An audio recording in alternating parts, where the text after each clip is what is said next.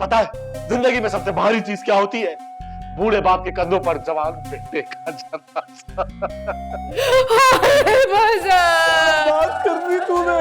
हाय मजहर, हाय, मैं तो अपने जवान बेटे को कफन भी नहीं दे पाई। अगर वो कब्र में होता तो मैं वहां जाकर उससे बात ही कर लेती।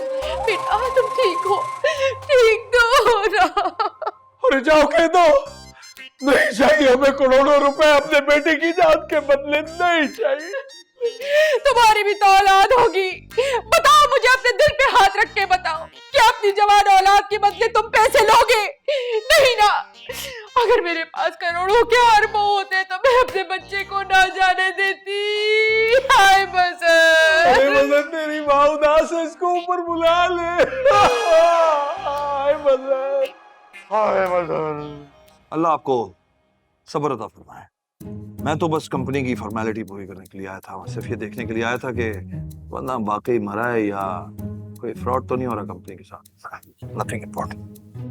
मेरी तो बस भी नहीं चलती, ना मेरा बस चलता। गौर से देखो ये चेहरे, गौर से देखो ये चेहरे जमाल बाबू, क्या हम तुम्हें फ्रॉड ये दिखते हैं?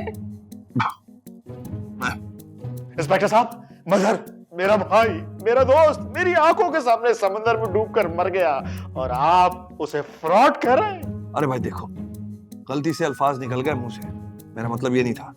इसी चक्कर में रोजाना मुझे मेरी बीवी समझाती है, वरना किसी की जुर्रत जो मेरे सामने है अपनी आंखें दिखाए।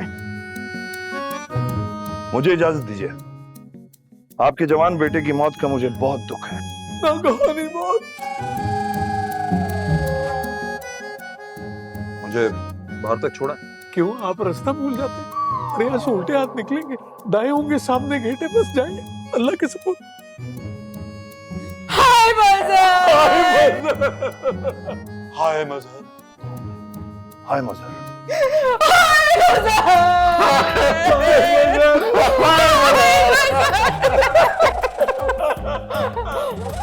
सॉरी, मैं अपनी डायरी भूल गया।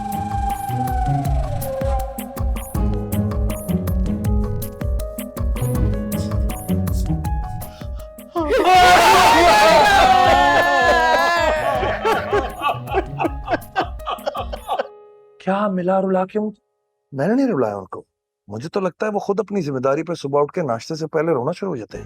चलो बाहर, तुम्हारी मुलाकात हो गई, तुम्हें तसल्ली हो गई, अब केस क्लोज हो जाएगा। हाँ ना, केस भी क्लोज हो गया, शाम भी हो गई, चिड़िया अपने घोंसलों में चली गई, दिन तमाम हो गया।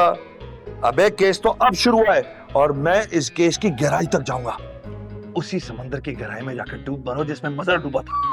अच्छा, मैं मर जाऊं और तुम बच जाओ, ताकि मेरे सारे इंश्योरेंस का पैसा मेरी जालिम बीवी के पास चला जाए। खुदकुशी पर कोई इंश्योरेंस नहीं मिलती, समझे ना?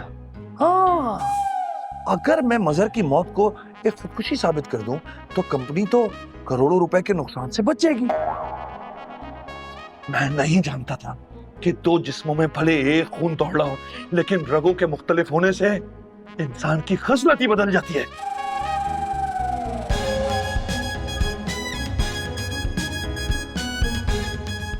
मैं इसको बनाता हूं थोड़ा, देखो रगों में खून तो दौड़ रहा है, ऐसा ही ना?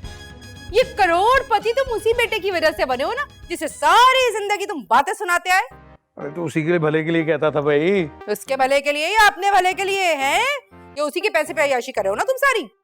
हाँ, आज तो मीठा बोलो ना। है देखो, घर में सब चीज नई आ गई, ये देखो है, ये देखो, अरे नया फ्रिज,